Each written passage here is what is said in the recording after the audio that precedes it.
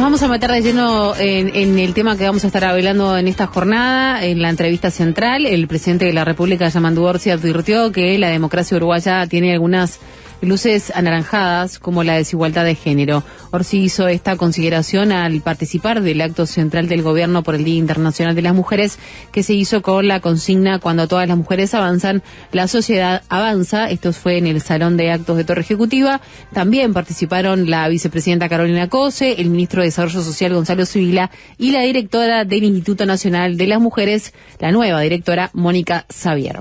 Orsi aseguró que el gobierno intentará corregir esa desigualdad y que la presencia de las ministras y ministros que estaban allí obedece a un compromiso de carácter global de todos los ministerios. Sobre la violencia hacia las mujeres, Orsi dijo que el Estado todo tiene que hacerse cargo. La desigualdad, la situación de pobreza, la situación de nuestra niñez son parte central de esas luces anaranjadas que se nos prenden, y una de ellas, sin duda, y conectada también con todo esto, es la desigualdad de género. Por lo tanto, parte de la construcción permanente es seguir trabajando desde donde nos toca estar para corregir o para eliminar esa desigualdad. Es una lucha que evidentemente no tiene fin o parece no tener fin, y tenemos que estar todos los días en eso. Hay notas fundamentales y que ilustran esta situación compleja en la que vivimos, y tiene que ver con la violencia y los últimos hechos de estos días, en el marco nada menos o casualmente o tristemente casual de la celebración o de la conmemoración o de las actividades. Asistimos nuevamente a noticias que son desgarradoras y que, como dije yo el otro día, uno pensaba o piensa que la evolución de la humanidad nos lleva a ir mejorando esto. Sabemos que hay momentos en los que parece como que tuviéramos algún tipo de retroceso. Eso también implica que el Estado todo tiene que hacerse cargo.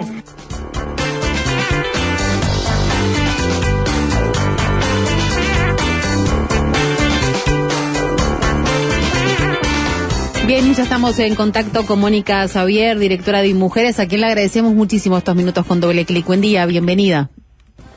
¿Qué tal? Muy buenos días, un gusto estar con ustedes. Bien, Mónica, bueno, tú con una larga experiencia política de toda la vida, siempre cercana a los temas vinculados a las mujeres, pero bueno, ¿cuál es la impronta, si se quiere, que querés darle a este Mujeres? ¿Cuáles son las primeras sensaciones que tenés tomando este nuevo rol?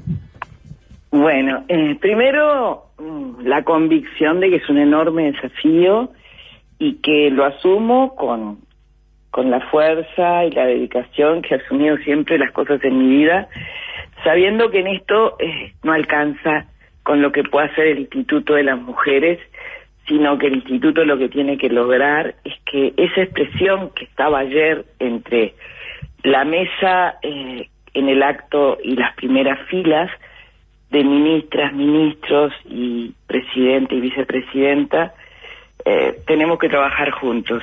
Y tampoco alcanza con el Poder Ejecutivo, el Poder Judicial, el Parlamento. Tiene que estar transversalmente, decimos, y articuladamente trabajando en pos de remover desigualdades que son estructurales. Nosotros tenemos que ser conscientes de eso, tenemos que ser conscientes que no alcanza con en un área hacer determinadas medidas y determinados avances.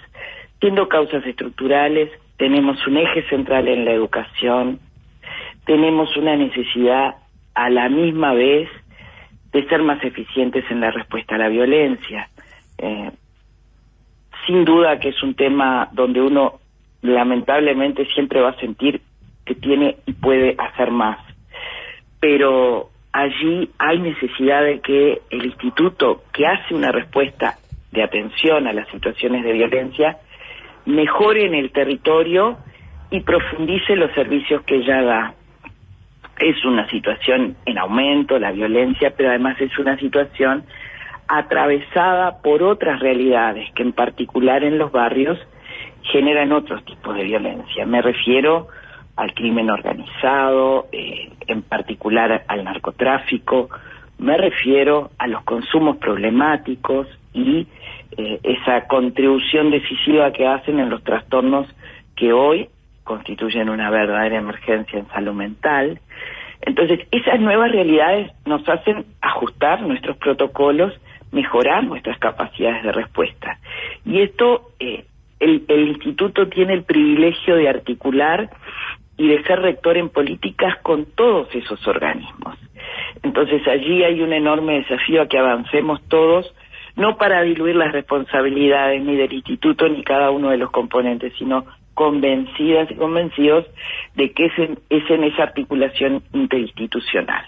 Nosotros, además, vamos a poner mucho énfasis en poder, con los pocos recursos que quedan, porque las situaciones de violencia se llevan la mayor parte del presupuesto, para no decir casi la totalidad, y también de la dotación de personal especializado, pero vamos a poner mucho énfasis, y allí la cooperación internacional es clave, en ayudarnos a diferentes generaciones de mecanismos de autonomía de las mujeres.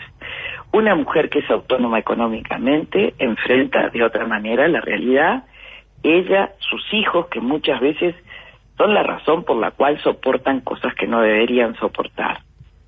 Entonces, allí hay un área que ha existido, pero que tanto la directora saliente como asumiendo yo la responsabilidad ahora, vemos que hay que poder ensanchar, porque justamente es una vía de salida para mujeres que sufren situaciones de violencia, pero también si llegamos antes, si logramos llegar antes, es una situación que robustece la capacidad de responder de esas mujeres. El tema de los cuidados, ¿no? Perdón, Nico, el tema de todo, todo. Obviamente, para tener autonomía económica, los cuidados son claves, y hoy el mundo habla de una sociedad del cuidado, de una economía del cuidado, porque además en nuestro país se da particularmente intensa el proceso de envejecimiento del envejecimiento. Hace muchos años que tenemos un incremento de la población adulta mayor, pero que a su vez tiene aún más larga expectativa de vida. Eso es bueno, es un reflejo de que hay políticas públicas que sostienen esa expectativa de vida mayor, pero también es un enorme desafío, y hay que generar capacidades con las que el Estado no es suficiente. Es el Estado, es el privado, es la comunidad. Xavier, ayer hablamos con Cairo, la ministra de Vivienda, y ella decía que la solución de vivienda en nuestro país no va a ser posible de alcanzar la meta en este periodo, sino que va a llevar más de una década. Uno intuye que la problemática, por ejemplo, de la violencia hacia las mujeres, lamentablemente también va a llevar un tiempo largo, y no es algo que se va a solucionar ni en 1 ni en 5 años, bastante más profundo. Usted hizo un diagnóstico bastante claro de cuál es la situación. Pero ¿por dónde se arranca? Porque por algún lado hay que comenzar para encontrar algunos resultados. Ayer Cairo decía, también hay que darle solución habitacional a una mujer que está siendo víctima, por ejemplo, de violencia familiar dentro de su propio hogar.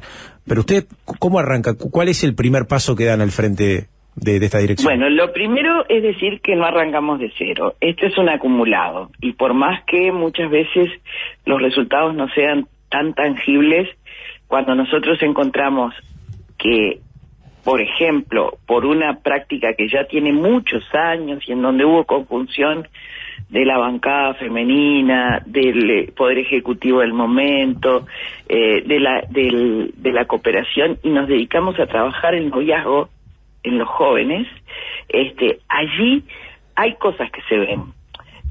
La corresponsabilidad en el hogar es una situación creciente entre jóvenes que tanto ella como él, en el caso de que se conforme de esa manera la familia, colaboran con los cuidados de sus hijos. Y eso expande acciones positivas, regula las desigualdades estructurales. Entonces, allí hay un comportamiento que es una lucha cultural diaria y que va dando esos resultados. Junto a eso hay otras situaciones, como las que veníamos de señalar, que agravan las formas de violencia, y hay territorios en donde ese mismo noviazgo pierde perfil, digamos, porque está atravesado por todas esas otras situaciones que hacen aún más violentas y más complejas las respuestas. Entonces, nosotros vamos a profundizar esos mecanismos, esos programas, pero también vamos a ver que podamos tener en este año tan privilegiado, que es año de definición de presupuesto, un presupuesto que tenga una perspectiva de género. ¿Qué significa esto? Que en cada ministerio hay que incorporar en los destinos presupuestales cuáles son las cosas que pueden revertir desigualdades y ayudar a avanzar. Allí yo los invito a que vean en la página del Ministerio de Desarrollo Social y en particular en el espacio que tienen mujeres, cómo fueron los compromisos de cada uno de los ministerios, que son compromisos que evaluaremos el próximo 8 de marzo del 2026, y eso será una mecánica que no es nueva, pero que retomamos con impulso, de ver frente a la ciudadanía la rendición de cuentas de qué cosas hemos podido mejorar en cada una de las áreas. Pero insisto, la instancia presupuestal es una instancia clave.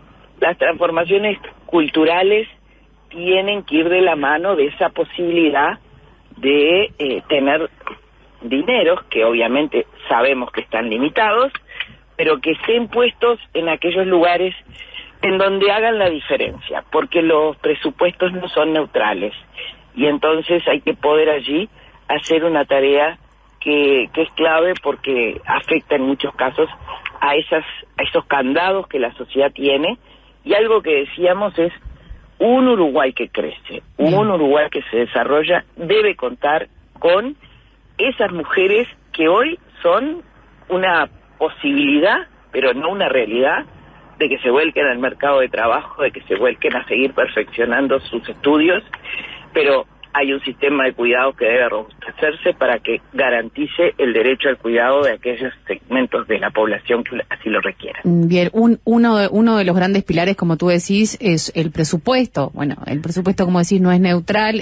Ahí también se puede ver cuál es la postura, el pensamiento, la futuro, ¿no? Bueno, dónde se quiere priorizar, pero también, si se quiere, el otro punto importante es, bueno, lo ideológico, cómo se ve este tema, cómo se ve a la mujer. En este sentido te quiero preguntar por lo que fue presentado por Gustavo Subía, acompañado por Andrés Ojeda y Robert Silva, y también de la ex fiscal Gabriela Fossati, que presentaron hace algunos días un proyecto que busca modificar la ley de violencia hacia las mujeres basada en género, y de acuerdo a lo anunciado por Subía, entre otros aspectos, lo que se busca es que el silencio, la falta de resistencia o la historia previa o posterior de la víctima de una eventual agresión sexual sea prudentemente analizado para valorar o no la conducta en cuestión. ¿Qué te parece este proyecto?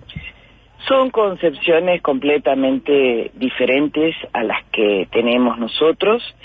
Es importante decirlo, porque hay cosas con las que hay que colocar las posiciones que son fundamentadas en cada uno de los lugares. Nosotros advertíamos de que la realidad que podemos diseñar hoy no está por fuera de una realidad que hay en el mundo, que hay en la región. Recordemos que en la vecina orilla se eliminó el Ministerio de la Mujer, se habla de eliminar el delito de femicidio, y también tiene exponentes ese posicionamiento ideológico en nuestro país. Entonces, hay que decirlo con claridad, nosotros discrepamos radicalmente, y nuestra obsesión es mejorar las condiciones en que el Estado le da respuesta a esas mujeres víctimas de violencia. No es minimizar la violencia hacia la mujer, ni mucho menos negarla.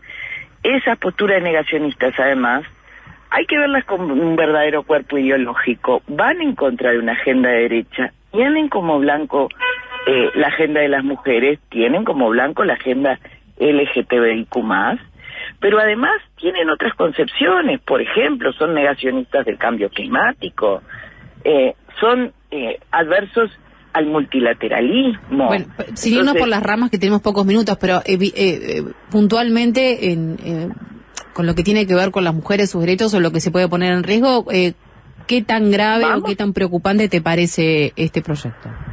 Muy grave, y no es irse por las ramas, es identificar una concepción sobre el mundo que tienen estas personas. Entonces, lo que tenemos es que discutirlo en profundidad y hacer que la sociedad entienda que en materia de violencia es una violencia muy democrática. No va a encontrar que haya un segmento de la población que quede excluido de la violencia. La violencia de género, la violencia doméstica abarca al conjunto de la sociedad, por más que nos enteremos solo de los segmentos más desposeídos cuando un fenómeno de violencia se da. Entonces estaremos discutiendo en los ámbitos en que corresponda, pero sobre todo tenemos que hacer pedagogía política.